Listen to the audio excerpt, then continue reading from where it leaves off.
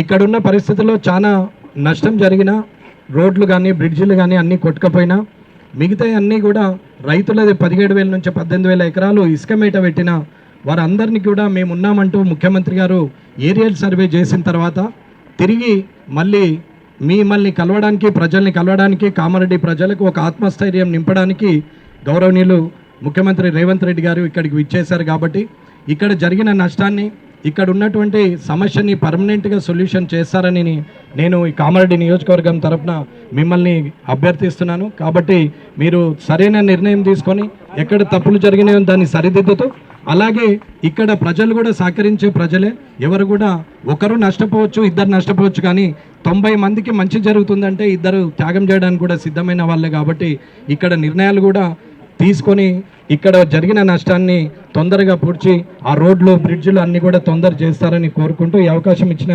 ముఖ్యమంత్రి గారికి, ఇంత దూరం ఇక్కడికి వచ్చిన వారికి, వారితో పాటు మంత్రివర్గంలో ఇన్ఛార్జ్ మంత్రి సీతక్క గారికి, అలాగే శ్రీనివాసరెడ్డి గారు రెవెన్యూ మినిస్టర్ గారికి, ఇవి ఇచ్చేసిన మిగతా అందరికీ, మిగతా ఎమ్మెల్సీ గారు మళ్ళీ షబీర్ అలీ గారు అండ్ మహేష్ గౌడ్ గారు అందరూ కూడా ఇక్కడికి వచ్చేసిన అందరికి కూడా హృదయపూర్వక ధన్యవాదాలు చేస్తున్నాను.